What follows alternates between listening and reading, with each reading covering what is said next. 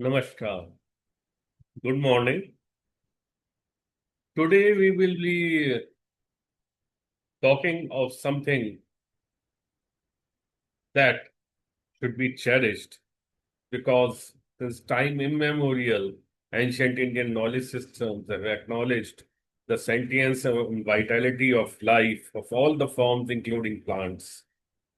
And among the most profound articulations of this belief is found in Vrikshayurveda, which is a specialized branch of Ayurveda and is dedicated to the health and growth and management of plant life. And this is deep rooted in the holistic principles. Vrikshayurveda regards plants not merely as passive entities, but as a living, responsive beings endowed with life, that is prana, and capable of experiencing environmental stimuli. So long before the advent of contemporary physiology or neurobiology, Indian sages, scholars like Surpala, who was the author of the prominent Vrikshayurveda, and he wrote this in about 10th century, and it deals with the seed treatment, soil management, seasonal cycles, and even plant communication and care. He advocated for the ethical and ecological cultivation practices, understanding the symbolic relationship between humans and plants. Yeah.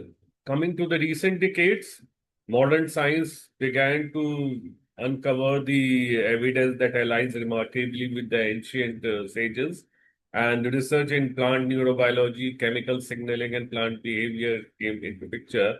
And the primary was our Indian Sir Jagdishan Bose. We will discuss in detail later on. Coming to the this shloka, pranasya samvasti vrakshanam, that means that plants are filled with prana, that is life. And we know that this prana is the basis of life. In Rig Veda, Atharvaveda, and Upanishads, plants and trees are regarded not merely as botanical entities, but as a sentimental and sacred beings. They are regarded as manifestations of divine energy, that is Shakti, and these breath, grow, respond, and possess inner consciousness. And they are agent of interconnectedness between five elements like the Panch Mahabhutas and all forms of life. And texts such as Chandra Yoga Upanishad hint at universal consciousness, that is Chaitanyata, and pervades all forms of life, including trees and humans. The idea that the trees feel pain, respond to stimuli, and possess a subtle awareness was inherent in this worldview. Coming to Vrikshayurveda, this regard trees as patients, and they should be treated in a similar way like the human beings are treated. In the shloka, Prinanam Parchyet Vraksha Sneha Puchyet Cha, it symbolizes that trees should be treated like the human body is treated by a physician. And it laid emphasis on the seed treatment, that is Bijopchar, tree surgery or Vraksh Chikitsa, and so soil nourishment with Panchagavya. Panchagavya is a compound comprising of cow dung, cow urine, milk, curd, and ghee.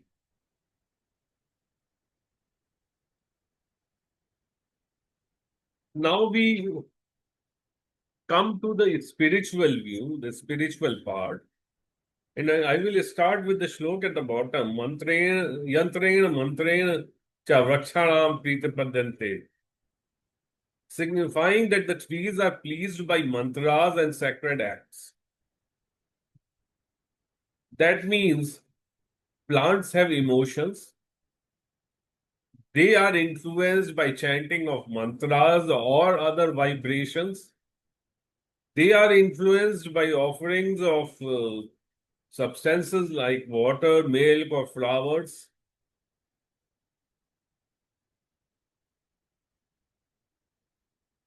Now we move to the modern scientific confirmation.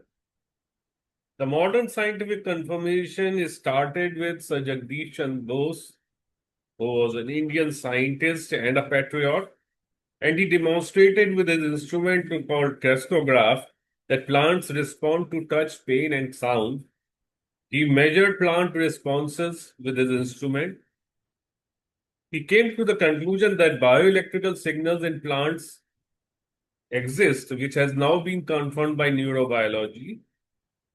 And he also said that plants communicate chemically with other plants, signifying that there is a mutual communication between the plants.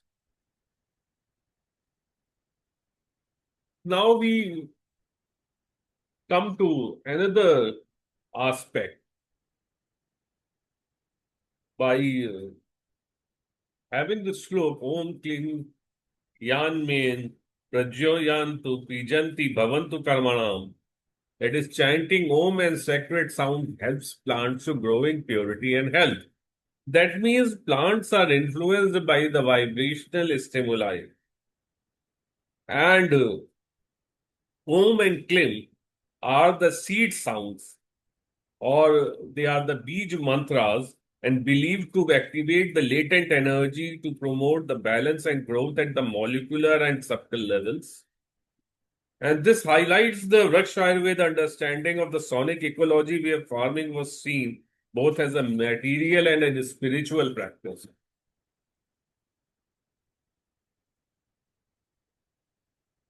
For ethical treatment of trees, there is a shlok, Aushadhyanam na kuchet. Trees should not be harmed without a cause. They should be treated as a part of your family, and cutting the tree is a sin in all the ancient texts. And healing and nurturing was prioritized. It was given priority. If there is a mark on a tree, it should be healed.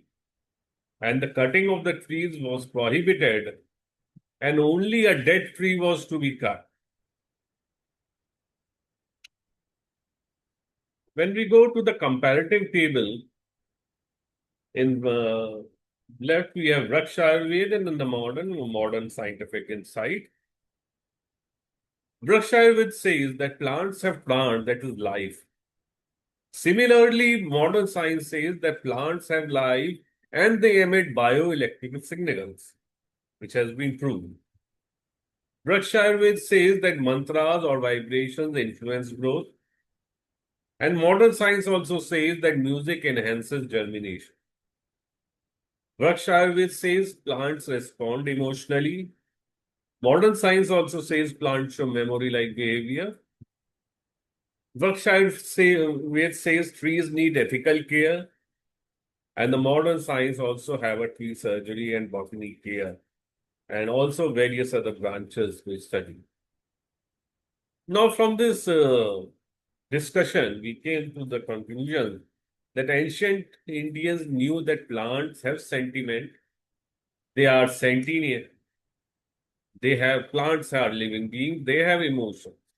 And Vrikshayurveda, when combined with science, ethics, and spirituality, and today's science is rediscovering this interconnected wisdom. And let us revive and integrate these teachings for sustainable living. And we will continue with the other topics, so the next talk. Thank you, and thanks for the patient listening.